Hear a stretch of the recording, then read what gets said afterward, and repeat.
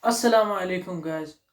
I hope you're having a wonderful Ramadan, and we're back with another chapter of this Ramadan sequel of the Juzamma every single day in Ramadan.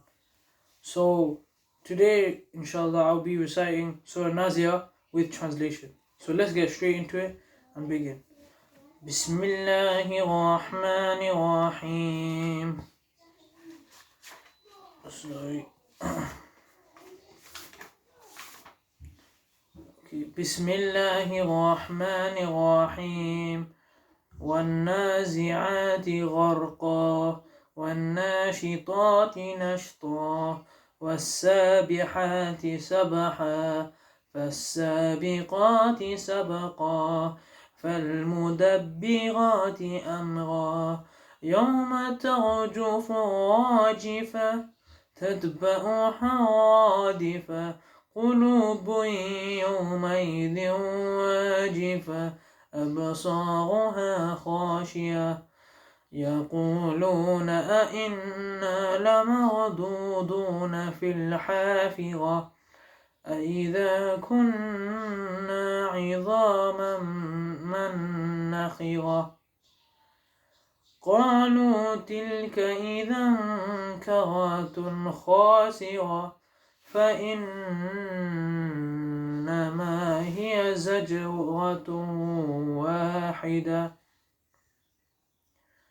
فإذا هم بالساهرة هل أتاك حديث موسى إذ نادى ربه بالواد المقدس طوى اذهب إلى فرعون إنه طغى فقل هل لك إلى أن تزكى وأهديك إلى ربك فتخشى فأراه الآية الكبرى فكذب وعصى ثم أدبر يسعى فحشر فنادى فقال أنا ربكم الأعلى فأخذه الله نكال الآخرة والأولى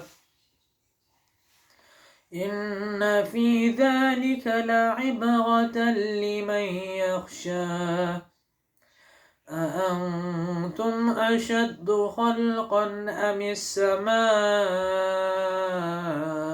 بناها رفع سمكها فسواها وأغطش ليلها وأخرج ضحاها والأرض بعد ذلك ضحاها أخرج منها ماءها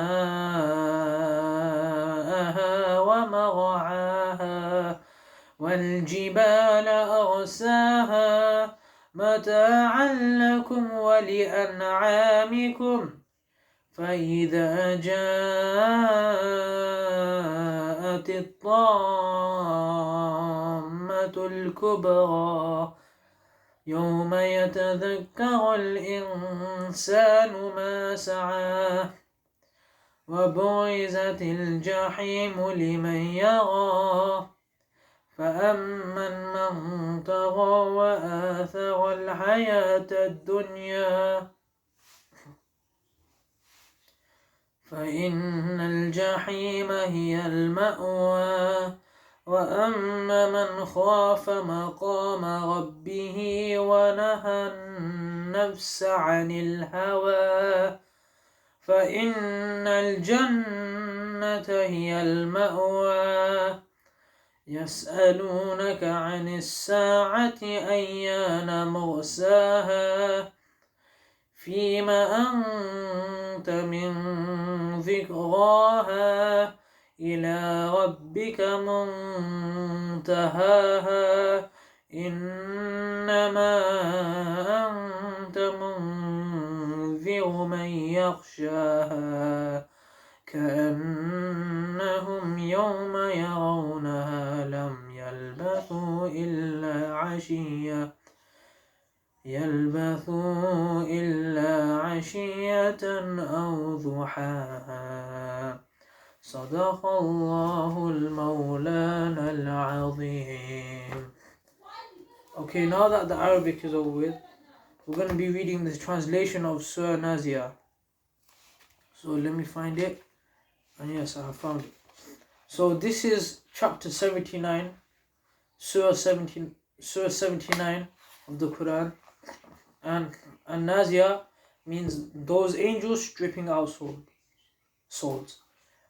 So the preface, this Meccan chapter emphasizes the day of judgment is inevitable and its time is known only to God, Allah. The destruction of Pharaoh is cited as a deterrent to the disbelievers.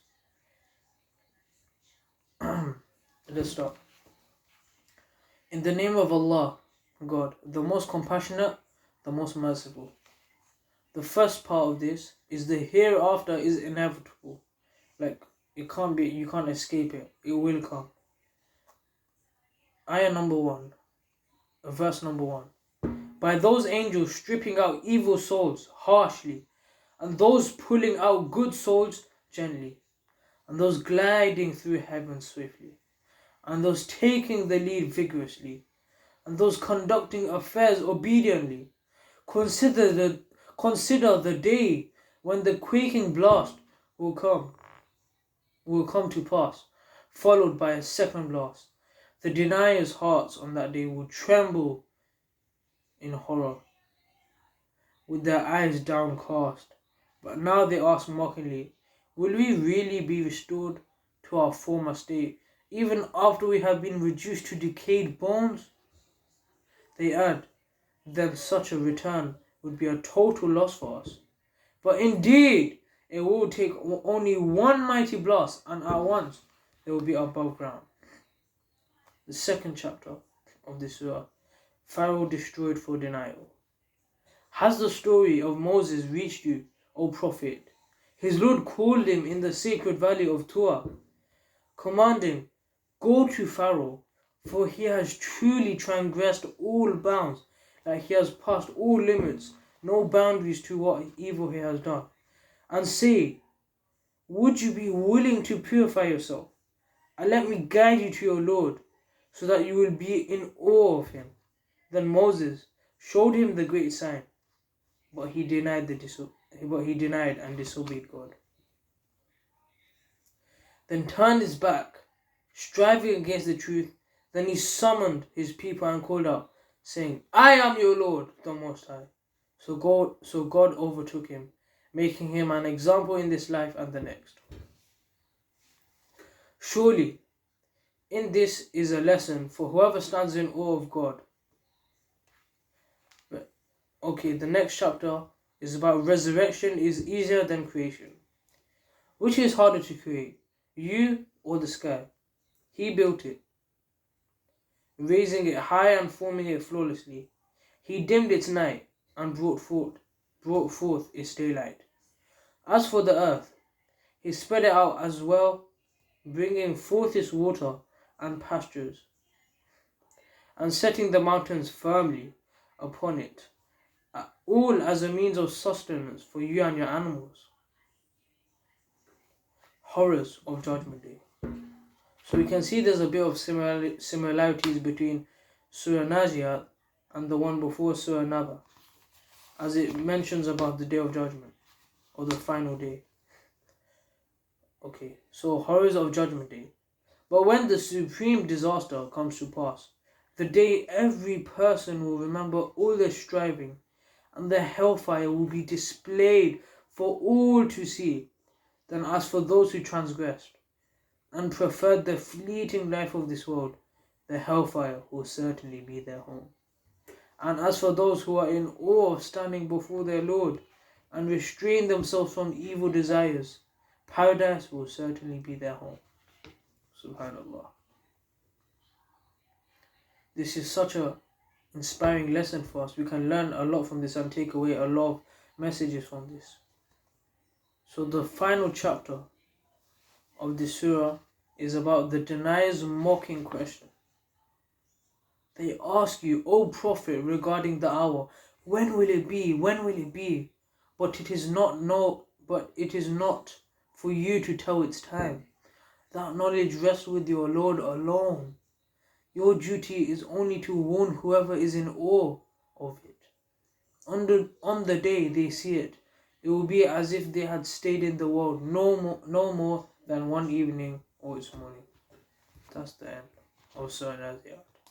It's pretty much on the same lines of Surah Naba, except in here it has the story of Musa, Moses, and the Pharaoh, Fir'aun in Arabic, where Fir'aun claimed to be God, but he faced the consequences and he drowned in the ocean. He drowned in the sea, sorry.